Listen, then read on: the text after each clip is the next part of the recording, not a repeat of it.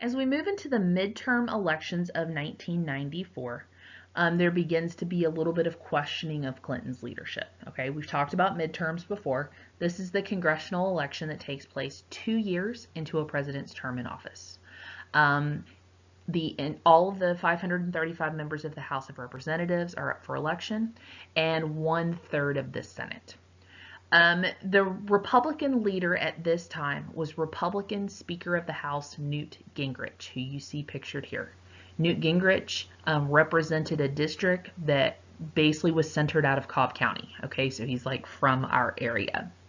As a part of this midterm push, he introduces something called the Contract with America. You see the name right under the podium that Gingrich is speaking from.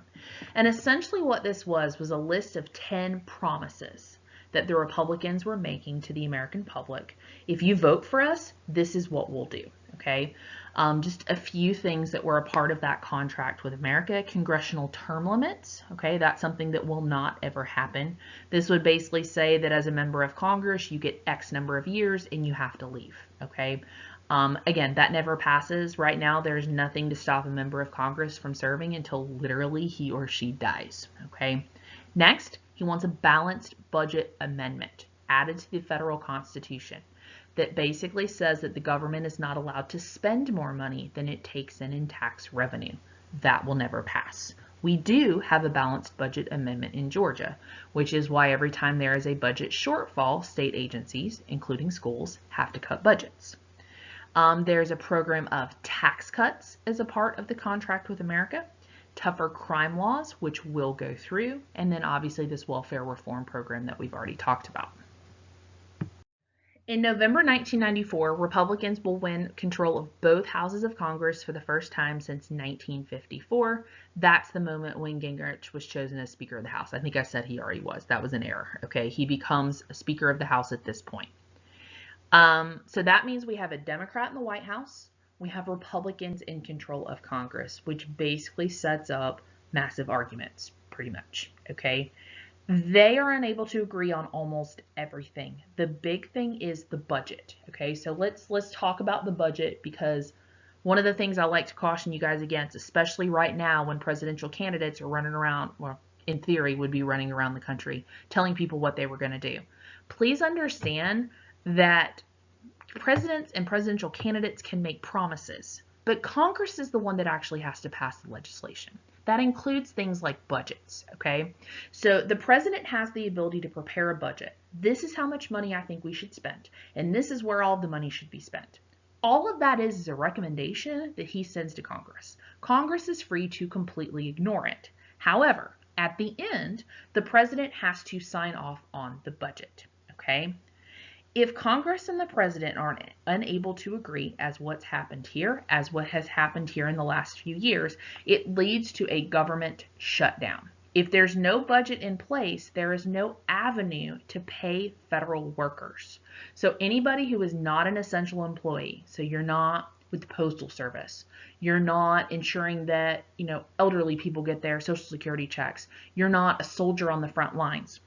If you're just a secretary in an office somewhere, they're going to send you home and they're not going to pay you during that time.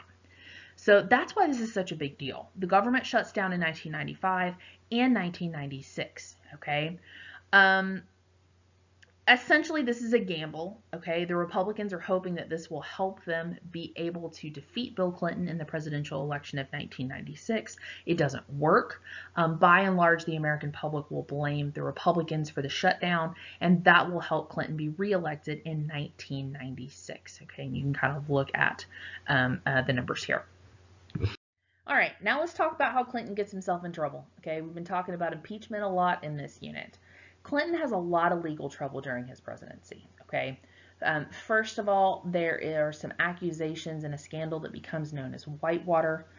Clinton and his wife Hillary were accused of improperly using money from this land deal back in Arkansas to fund Clinton's 1984 gubernatorial reelection campaign, okay? There are also lots of allegations of inappropriate relationships with women throughout his life, throughout his career, okay? And this is where we start to get into trouble, okay? A woman named Paula Jones sues the president for sexual harassment, essentially. In the course of that lawsuit, there are a series of depositions. Okay, what is a deposition?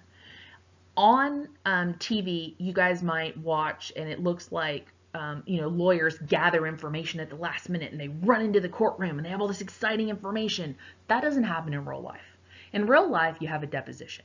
It is basically a taped session where you ask witnesses everything you would ask them in a courtroom. So by the time you actually get to trial, a good lawyer doesn't ask any question that he or she doesn't already know the answer to. Okay? Through the course of this deposition, a name comes up, and that name is Monica Lewinsky. Okay, you see her pictured on the bottom Time magazine cover. Short version of this, okay, because we're running short on time. During the government shutdown in 95 and 96, all the paid White House staff gets sent home, which means that it is interns that are in the White House. These are unpaid people just working for experience. So under normal circumstances, there's no way an unpaid intern gets into the Oval Office. But with the government shut down, it gives Monica Lewinsky access to Bill Clinton.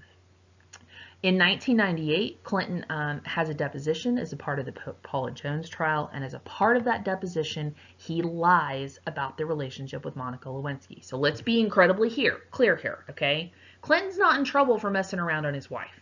He is in trouble for lying about it in a legal proceeding.